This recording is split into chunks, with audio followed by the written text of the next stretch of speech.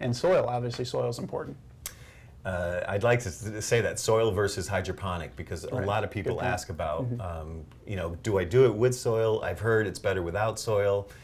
First of all, we have to understand the simplicity of this. It comes back to the seed.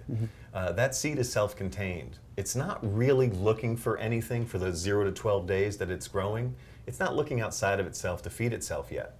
When a seed, especially wheat, when it looks outside of itself, it's actually trying to feed its babies, because a seed, a wheat seed, will produce other wheat.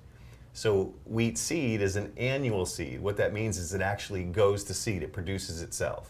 It's not perennial. It's not like your front lawn or your backyard. It doesn't keep growing and growing and So we growing. don't have to mow it. No, you don't have to mow your wheatgrass. People ask me that because they want to put it in their front yard. It looks great, but no, it's not going to work. We'll get into cutting later. Yeah. So the question about soil and versus not soil, what I like to tell people is I don't know, a little bit more on the vibrational side, the energy side. The kind of thing that I'm more focused on in my life these days is understanding it's not necessarily about nutritional value of what's in the soil, but it's about a connection that we all need to make again. So you have the earth, you have the sun, but we need them both. It's the yin and yang. We have to have them both. So if you take soil away from sprouts, from wheatgrass, you're basically taking your heart connection. You're taking that mother, that unconditional thing away. So as far as what type of soil to use, you know, there's hundreds of brands of different soils these days. I'd look for one that feels good, that looks dark, that looks clean. You know, you don't want to use anything with a lot of pesticides in it, obviously. You want to try to use a natural soil. I say natural because a lot of people will say, well, I have to use organic soil. No, you don't. But with organic soils, a lot of times they're too acid-based. So you end up with a lot more problems trying to grow wheatgrass. You end up with flies and mold that you never had before.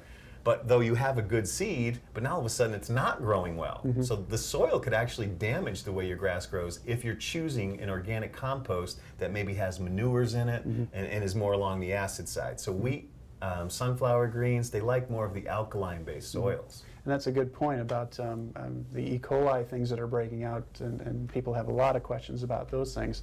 And it usually comes from the soil, is that correct? Yes, that's what a lot of people don't get. Yes, it's coming from soils. It's not actually the seeds.